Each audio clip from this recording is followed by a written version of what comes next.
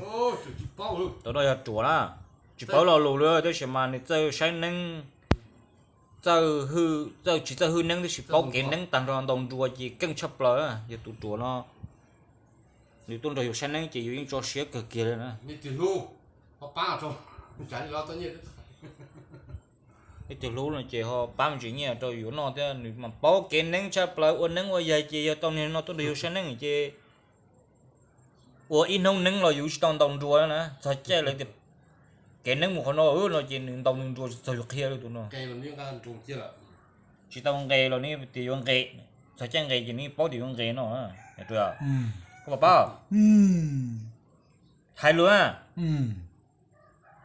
thầy用gầy này được không cha ngáo luôn rồi chưa rồi ê thầy有比我呢到掉了cha đâu đâu chỉ cho còn đó là cái luôn đấy à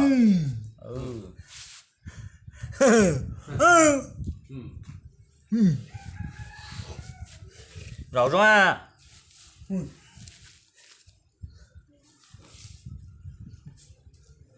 nó to rồi à to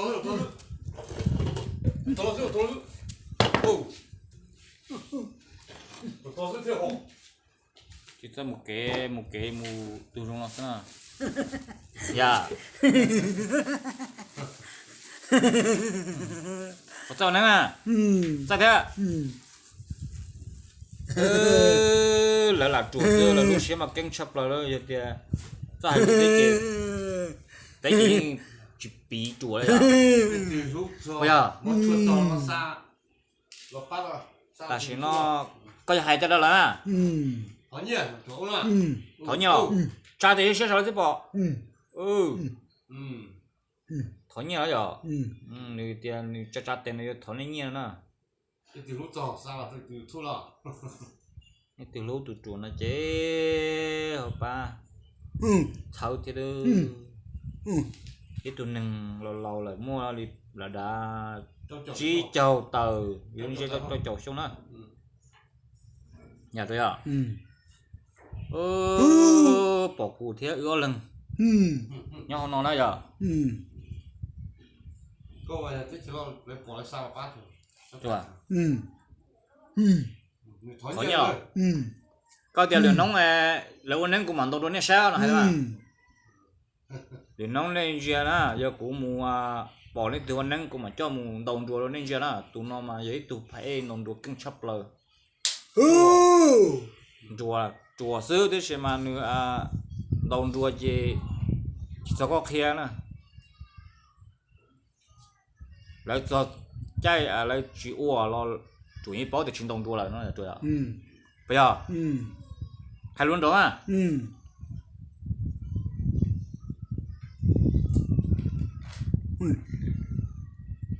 có bảo báo à báo cả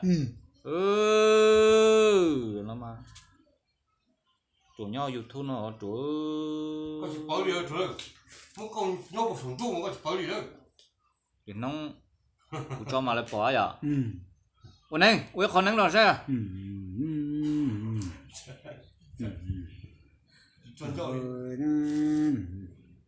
cho nhau lo là chỉ bảo thì có nắng nó用刀叉一个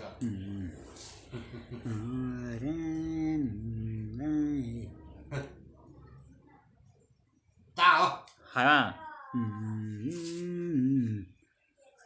nông liệt tuyên giá lắm à đây cái nông liệt tuyên giá nó大家这个chỉ ra hai lúa đấy chứ mà nếu sẽ căng chấp là uốn nắng mà là hai chàng này bảo tàng à giờ đâu của này có những bảo là giờ bây giờ đâu của đi cha nó có những bảo là giờ giờ lại mua trống rồi đây là hai cha lại đi cha thì hai nó trống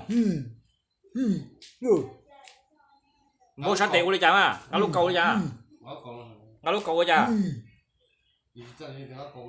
thế mà thế thì muốn nó cầu uốn đâu mà thế trống nó cầu cha thế à我老在这，我老就我老睡着。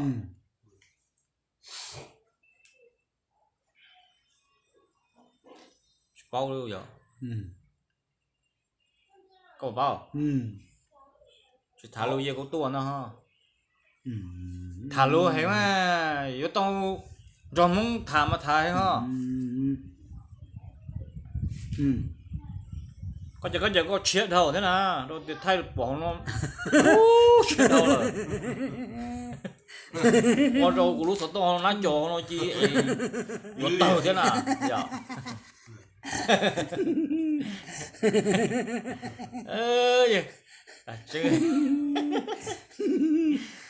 có nhiều chơi gì của lúc sau tung đi đủ thế nào vậy giờ nó sẽ ra được là cho có cú với nó là có chuyện đâu đúng rồi chỉ có chưa là cú gì coi vậy thì tao lo chấp là nó quan trọng là có nhiều cái chia nào mà nó xíu mà luôn rốt cha dạ sao bây giờ đó dạ bây giờ mua xí tao chấp vậy có phải à phải không cái một tí cú có phải phải không phải con rực con nào nó ta đi cho nó xem nào dạ tao nhẹ dưới xem rồi nắng về chút không muốn đấy con nắng gì con đồng chùa sao à dạ con sẽ bao con đồng chùa luôn này dạ có à ông cha rồi có hai lùi về một tua luôn 우리 내가 제가 저거 치치야 똥이 요 비야나 야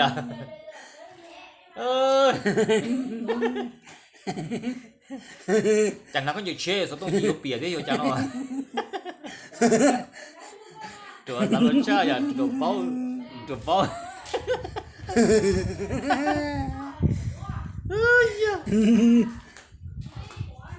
나 치치에서 똥이 비야 봐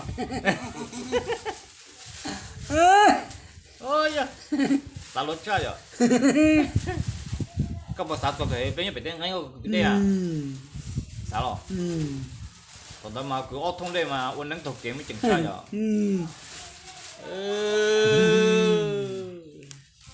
trong trong chơi là có chuột nó mà do ít tuần nên chỉ có hai lục nữa chuột như nó nhưng mà lúc xưa luôn rồi mà căng chấp lạiเลยthì muốn thay tàu lúc xưa luôn rồi tàu chỗ nâng hai lục thế chị hay là chắc còn gì nữa vậy phải chưa à cho cái bự chỉ cái bị trả rồi dùng những tổ tàu thế này chúng mình dùng tổ chúng nó vậy có là tao cầu xong nó ấy à rồi thì bự chỉ cái bị trả bây giờ nhưng chỉ một món đấy à trong trái thì tiêu rồi bự nó rong bự có gì cho là chỉ cái bị trả ấy à rồi thì mò khánh dùng lại tổ tàu rồi có phải tàu à tàu thì tiêu rồi bây giờ khán giả nó chia thì chỉ tự thôi đó rồi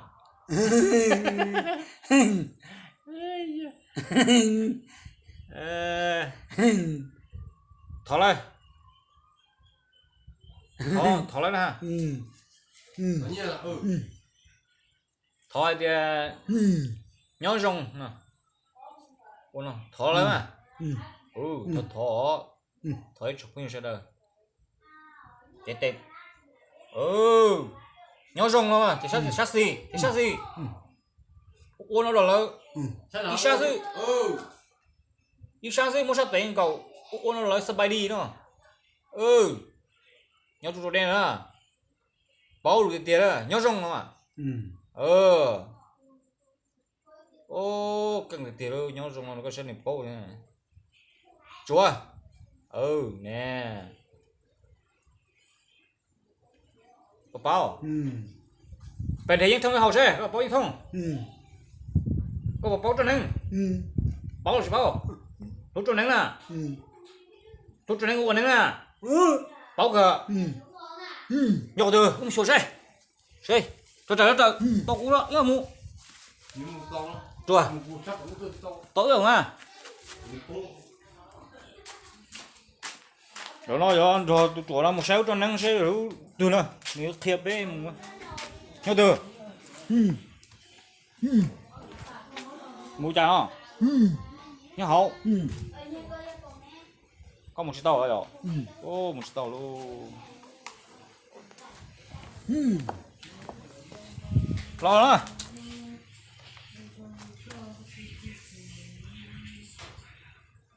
Rồi, tôi ném từ.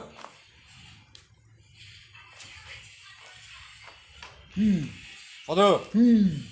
Lúc đã về. Tôi thì lúc phải nấu tôi ném nữa. Một chuột ra nhau từ. Tao tè nó ra là tiếp bao thì tôi ném từ nào. Tôi ném từ. Lúc còn à? Ô. Tôi thì nó trong ném nữa. Có rong à? Rong có sao giờ? Lúc nào chứ? Lúc nào phải cắt thả? Do. Ô, cắt thả rồi rồi. Có khó à? Trong ném từ. Lúc có là? Cho chè nè. Cho chè trong ném nè. Út chưa là? Nhớ tí. Thì để sao cái gì thay tí là? Cho chè nhau có phải không? Nhau từ. Không chịu, nếu mua cho chè trong ném nào. Ô, cho chè trong ném nào thì là bao giờ? Để có đại từ. Ôi ơi. Ôi, nó bà luôn đó hả? Đi.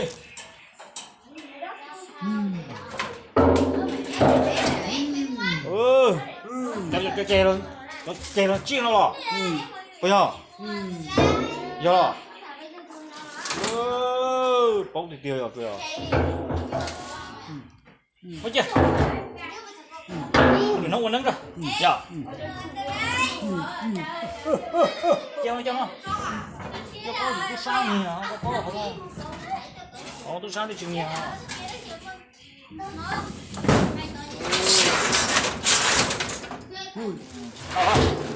Ra xuống nó chứ? Nắng nó chứ? Nắng. Lấy tuần không lo? Tuần à? Tôi già thế rồi, thế lắm à? Tôi có thật? Tôi già thế à? Thế mà, chết tôi chẳng à? Tôi lại già thế tròn nó à? Thế à? Ô, bà nó mà? Ô, bao giờ thế à? Tôi nói gì? Chết thì? Không là chết thì đó? Tôi chặt tiếp bài. Ô. Sáng nào ra trời ạ? Nó mới mở cái thay đổi rồi à? Chưa nữa? Chưa nữa? Nó mở sáng luôn á? Được rồi. Nè.